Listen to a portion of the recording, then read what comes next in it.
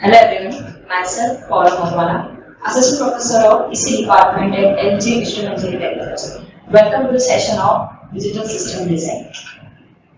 So, in the last session we have studied from unit number 2, combinational circuit design, in which we have seen half adder, full adder, decoder, encoder, multiplexer, demultiplexer. Alright. So, in today's session we are going to study BCD adder.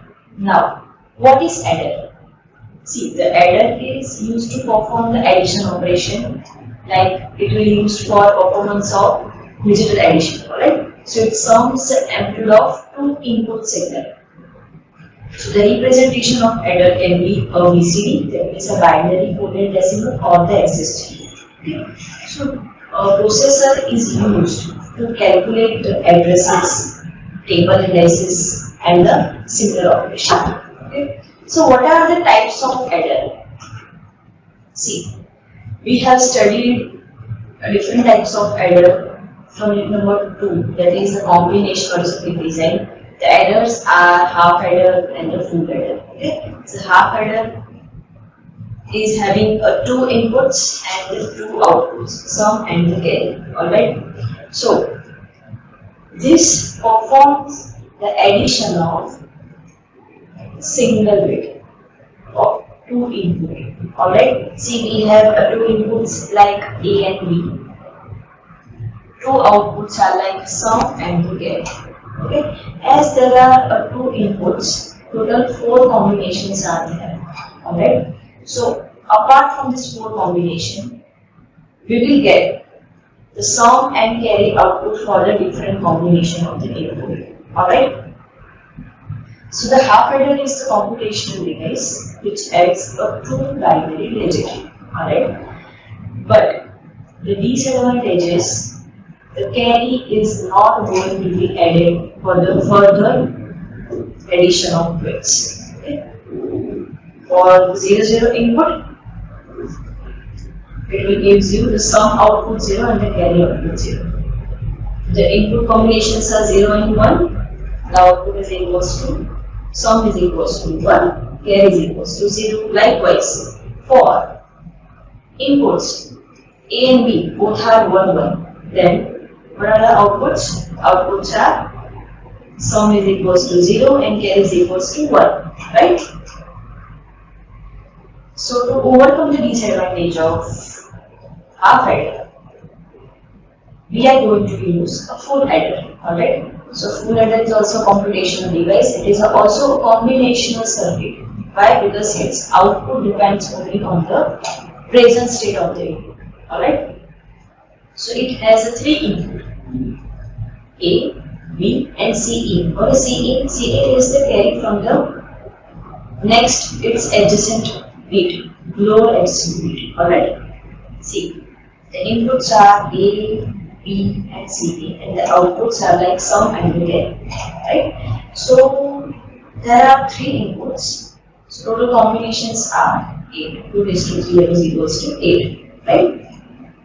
So, we can say that 0, 0, 0, 0, 0, 1, 0, 1, 0, 0, 1, 1, 1, 1, 0, up to 1, 1, 1. Right? So, based on what is the input, what is the state of the input, my output is going to be generated. Alright. Add A into B, and the resultant answer is going to be added into C. So you will get the answer correspondingly for sum and the carry. Just take one example. First, input combinations for A, B, and C is equals to 1, 1, and 0 respectively. If A and B is going to be added, 1 plus 1, that is, sum is equals to 0, carry is equals to 1. Alright? And that C in is going to be added with the 0. So, sum again, 1 plus 1. What is 1 plus 1? It was 0 and the carry was 1. Alright? So, that output which we need to write it over here. Right? The sum is equals to 0 and we will get the carry is equals to 1. Right? So, these are the output combinations for the different state of the input. So based on the sum and the carry, we will get sum and the carry. We will get the input mean terms. It will be like at which position we are getting the 1, at 4 position for the sum as well as for the carry. Okay? So for the sum, it will be like 0 plus 0 plus 1. That means sum is equals to 1, carry is equals to 0. Okay? So A dash, B dash, C, then A dash, B, C dash. Accordingly, A, B dash, C dash, and the last one, A, B, C. So these are the sum of product, SOP. So I can say that it is going to be implemented with the help of half adder. In the half adder we have seen it consists of one XOR and AND gate. So if I am going to connect in the cascade form to half adder with a 1 OR gate, we will get the full adder with the half adder. Okay, with the help of half. This is the realization of the circuit with the help of half adder. Okay. So what is a BCD adder? BCD adder is also known as 8421 adder. That means 8421 digit. We need to convert that number into just respectively 84214. How? That we will discuss in today's session. It is also known as a 4-bit binary adder. That means a 4-bit binary adder which adds to 4-bit digit having a BCD number. So what we have to do is, first we need to convert that number into the BCD number, and that BCD numbers are going to be added. Right? So resulting format will be of 4 bits only. Okay? So the sum exceeding the value, decimal value of 9. Why 9? Because for the 10th value in the decimal number, we will get total 8 digit. Alright? So we need to convert that binary number into the BCD number. Let's say the 9 is going to be represented as like 1001 in the binary as well as in the BCD. Right? But 10 is not going to be represented in the BCD, is like 1010. Right? So 10 is going to be represented like 1 is going to be represented for the 4-bit like 0001. And the 0 is going to be represented like 0000. Alright? So 4-bit for 1 and the 4-bit for 0. Right? So as the number is going to be exceed from 9, its value will also going to be changed. So how to proceed for the BCD adder? Let us design the BCD adder in which you are able to find that this is my 2 full adder. See, this is full adder 1, this is full adder 2. Okay? So lower significant bit of A and the lower significant bit of B are going to be added with the carry input. See, the carry in. Initially the carry in is equals to 0. Alright? It will have a 2 output, as we have discussed, sum and the carry out. So sum will be outside of this full adder circuit and carry out will be the input for the another adjacent full adder 2. Right?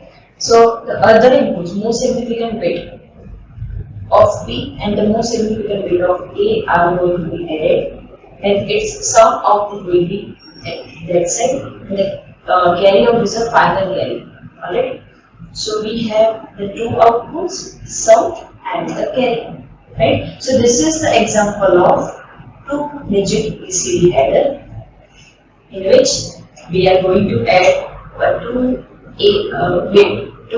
A and the B BCD number with the help of this 2 full adder.